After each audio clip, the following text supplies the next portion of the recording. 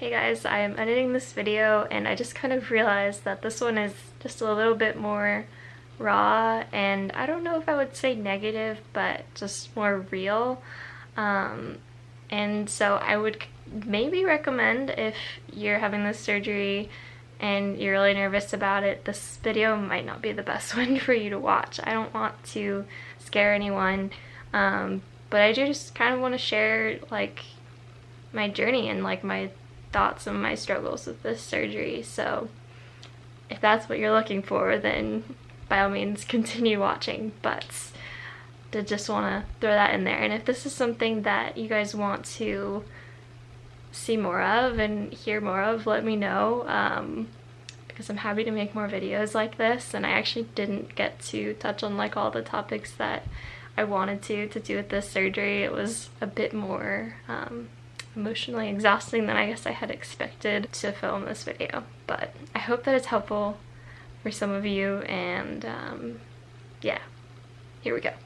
So it has been 2 years since my craniocervical fusion and Chiari decompression surgery, and so I thought that I would just have a little chat with you guys about some of my thoughts on the surgery and my experience with it, and what maybe I would have done differently if I had known what I know now. Yeah. A lot of people have asked me if I regret having the surgery, and in some ways I almost want to say yes, because there are so many what ifs in my mind, so many like thoughts of, could I have avoided this surgery had I tried XYZ first? But really at the time it was the best decision for my health. We felt good about it, and so, you know, I think it was meant to be part of my story. And while it didn't give kind of the results that we were hoping for, thankfully I made it through, and it in many ways I would say it didn't, you know, make me worse, which is a possibility. And I don't want to scare anybody that is having this surgery or who is considering this surgery, but I do want people to know that, you know, it's a really big deal, and I think, you know, it's probably a surgery that shouldn't be considered if your quality of life is not very, very low, because, you know, it's something that can't be undone. Like, once you have the fusion, you can't go back, and yeah, so I hope that makes sense. I definitely would encourage people who are considering this surgery to do a lot of research on maybe some of the alternative treatments, especially regenerative medicine like prolotherapy, platelet-rich plasma injections, and stem cell.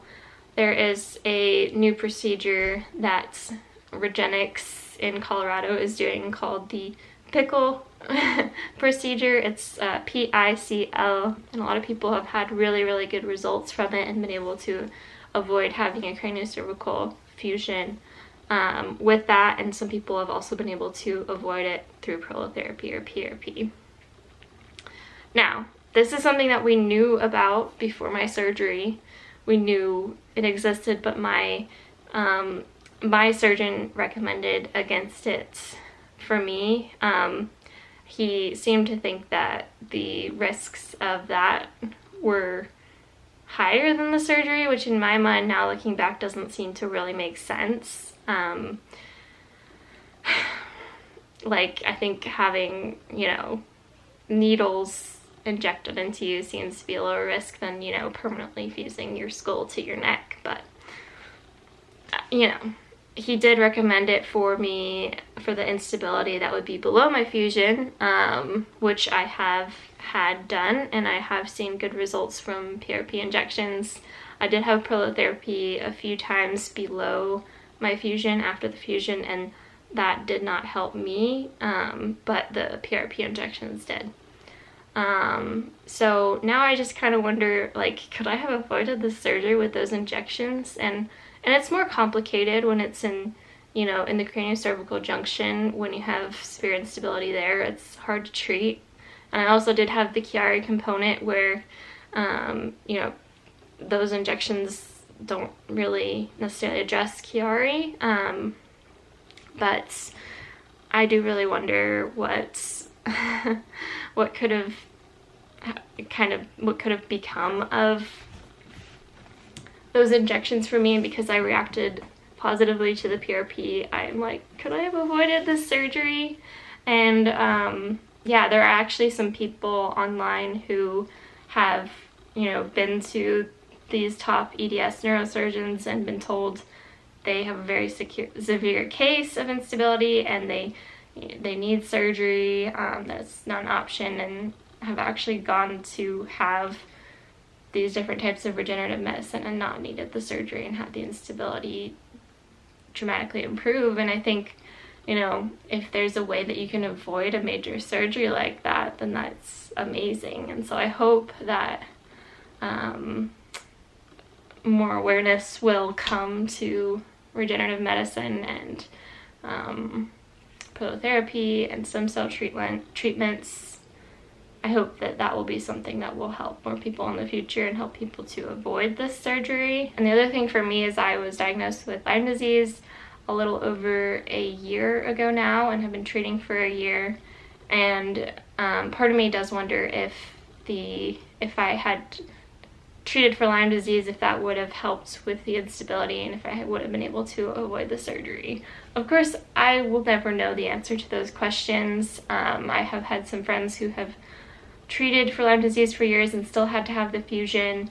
I have heard a few people who have treated for Lyme disease and their instability has actually improved, which I think is awesome, and I hope that that will be the case for more people in the future.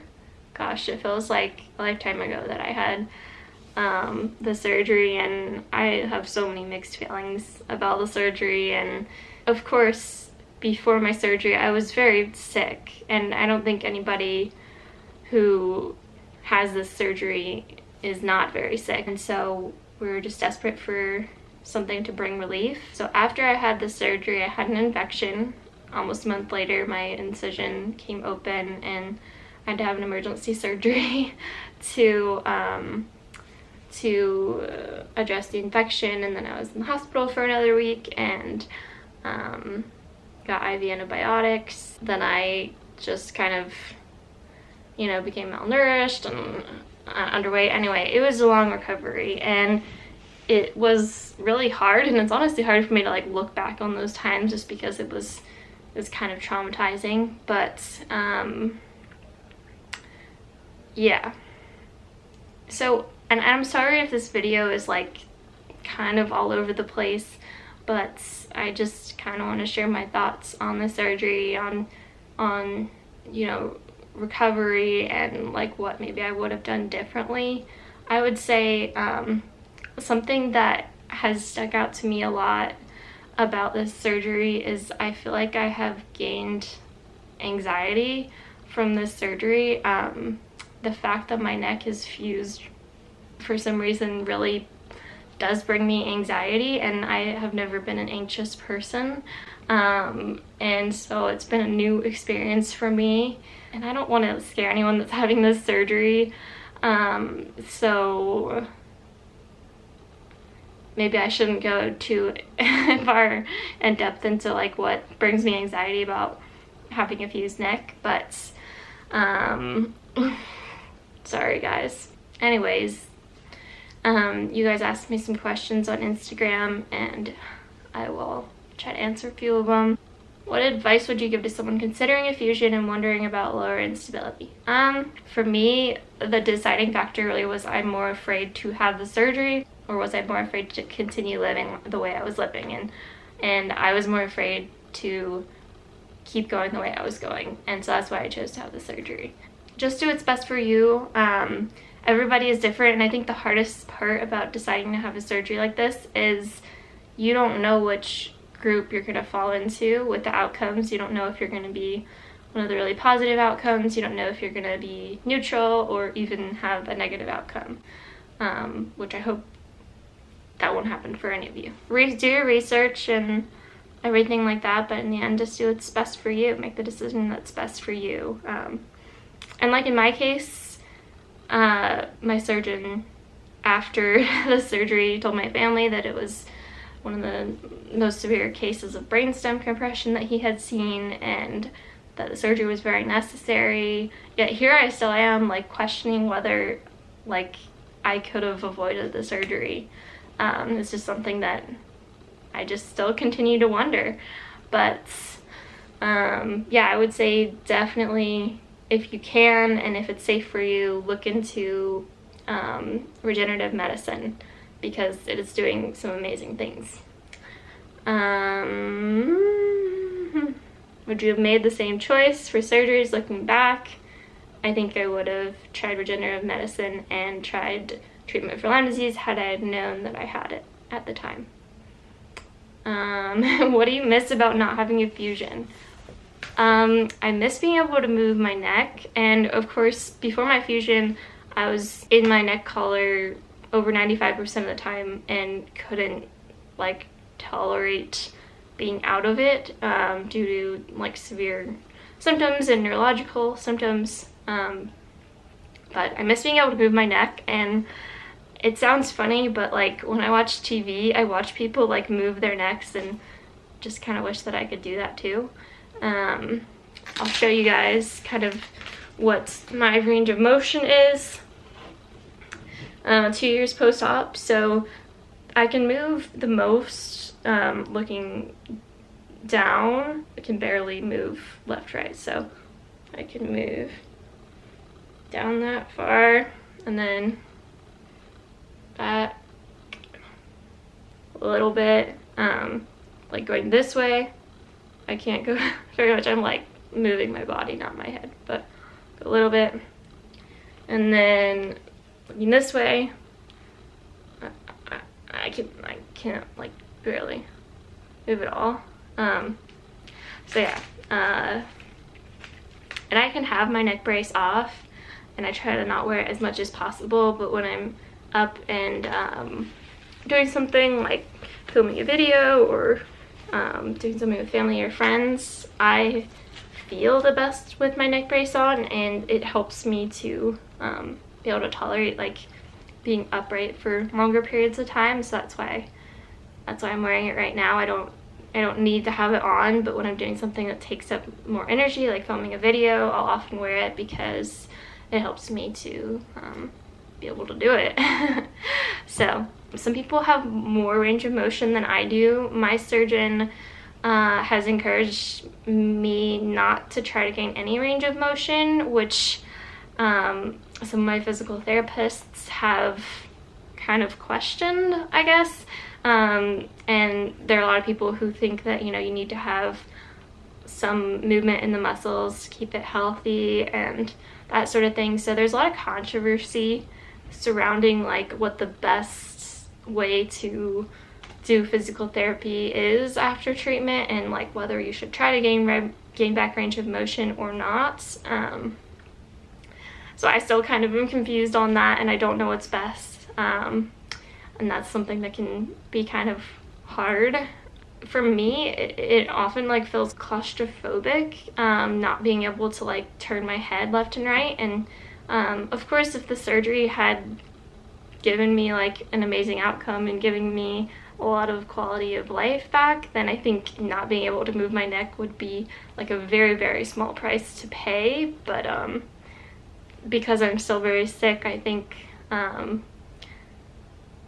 just miss being able to move my neck. And I think one of the things that I wonder about is, like, what are the implications of having a fusion like this long term? I wonder, you know, will I be needing more surgeries in the future? What does it mean long term? I wonder if I had done something like regenerative medicine, if I would have been able to kind of, like, get back into, if I were to ever, you know, become well again, if I would have been able to get back into activities more high impact activities, whereas I wonder if because I had this fusion that I will have more limitations for the rest of my life.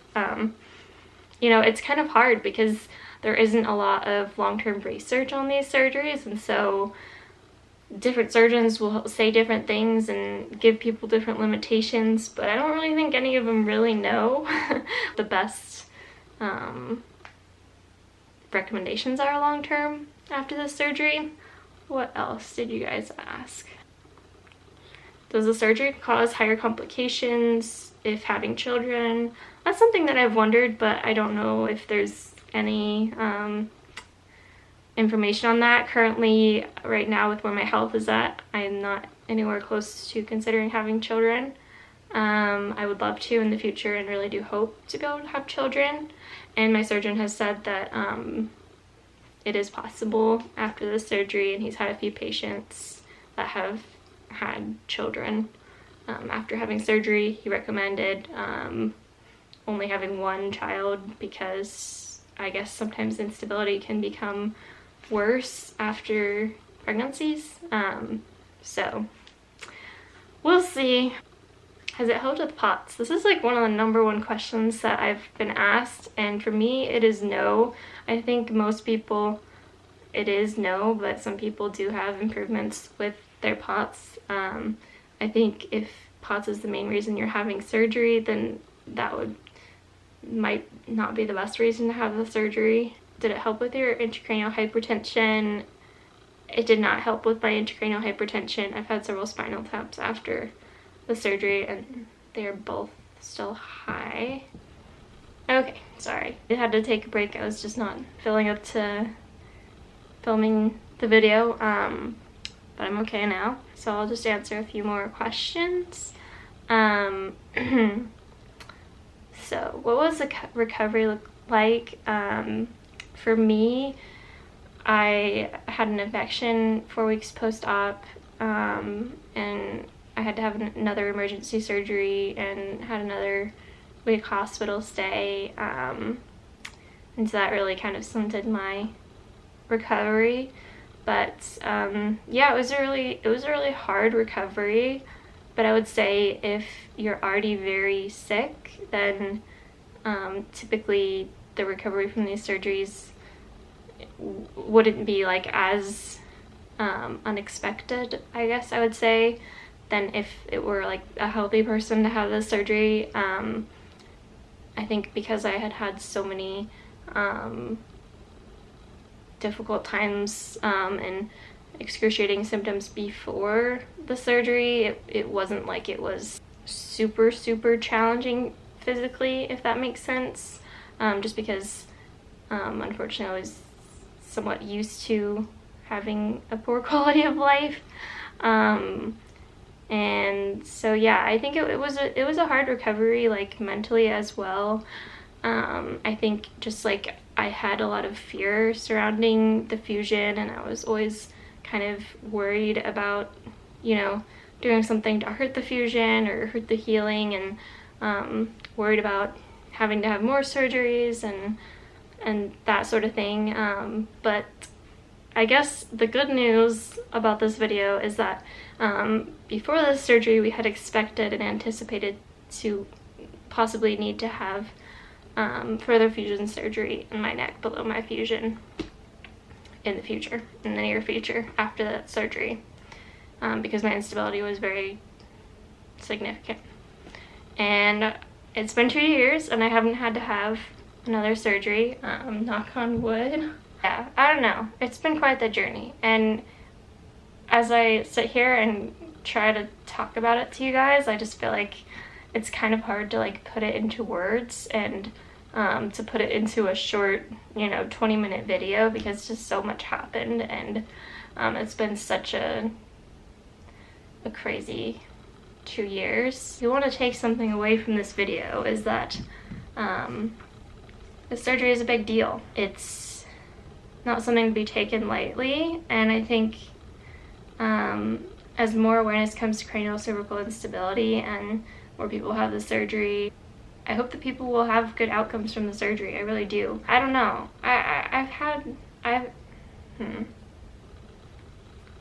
man. Sorry guys, one of the questions was about brain fog, and I'm just like having trouble thinking and remembering.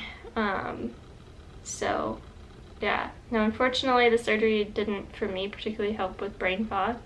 I know there are some people that have had the surgery that say they just felt more mentally clear and with it, like right when they woke up.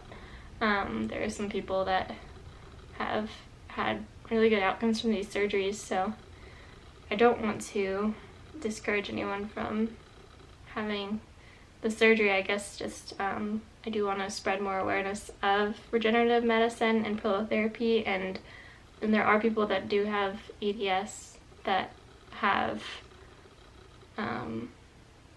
good success with prolotherapy or stem cell treatments. And I know it's hard because those treatments are not covered by insurance, but generally these surgeries will cost a very significant amount of money even if your insurance covers it. And so I think in the end, a lot of times regenerative medicine may even be more affordable even though it's not covered by insurance. Yeah. Oof. Man, I didn't expect for it to be this emotionally taxing to talk about all of this with you guys. And I've had a few people like that have asked me questions that have felt bad about asking, like, oh, I'm sorry, it's a hard thing for you to talk about, I feel really bad. And it's like, no, like, this is what I'm here to share with you guys. Like, I want to share the hard things. I want to share